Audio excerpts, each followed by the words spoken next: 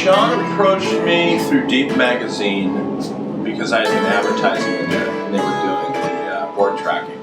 And so he called me one day and said, Ray, he goes, I'm Shawn Tracht. He goes, you're going to be making me a board. Do you have any idea what type of board you're going to make me? And I go, what kind of board do you want? He goes, what do you know about mini Sims? So I was really fortunate that Andreas Nuno from Deep Magazine hooked up Ray and I to do an article together. I went to Ray and saw what he was currently shaping, and he was doing a lot of retro fishes and longboards and things like that.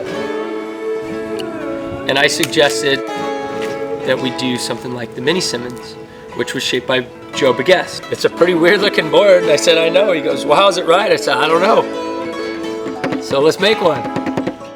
He goes, well, look, let's do this. Why don't you do some research on it, and we'll talk in a week. And that's what I did. And that's when I saw Joe Begest. Joe definitely gets the kudos for the first guy. And so from there, I created to the best of my abilities what I thought it should have. It took me about a month to get Shawn's original board done. So we met each other at the gas station down the street here, and I did the handoff. About 4 days later, he calls me. Dude, yeah? He goes, it works unreal. And he was really stoked. Ray's just one of those guys that you want to be your longtime friend. He's one of those people that you just kind of get lucky to meet because he cares so much about the things he does and he cares so much about the friends he makes. All of Ray's heart and soul comes through in these boards. I feel like myself and the 15 other people that have ridden this board and went and ordered their own have all then went and met Ray and really felt like they had met a friend for life. Somebody that they could count on as kind of like a brother, you know? He loves what he does and it really comes through in the board, so. These boards are amazing because they're so thick and wide. You can catch anything.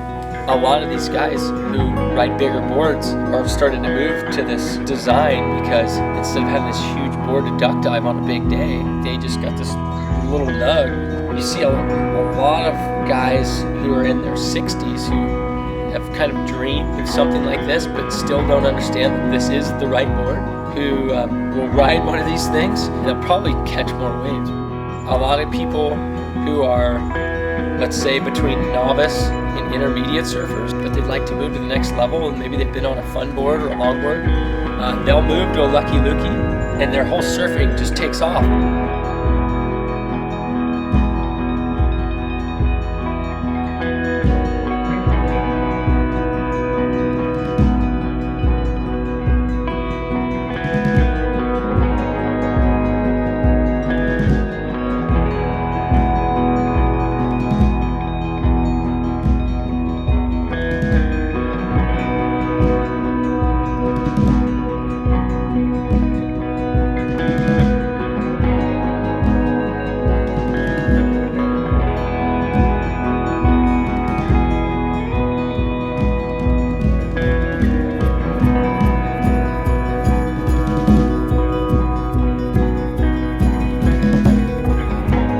On this board, there's so much foam, the board like gains speed on the cutback. You start to learn how to surf in ways that you never could before. You can really push them. I mean, I would ride it 8-foot waves, and if I was on the right point, I would ride it 10-foot waves. Just because going to the bottom, taking these huge bottom turns would just be the rush of a lifetime. And the board's so fast, it can make any section. It's a really good all-around board. What Ray's doing here with the Lucky Lucke has definitely been an amazing experience for me, for Ray, and everyday surfer is just having so much more fun. One of these boards will make your life better. You have to ride them a little bit different, but once you figure it out, holy moly.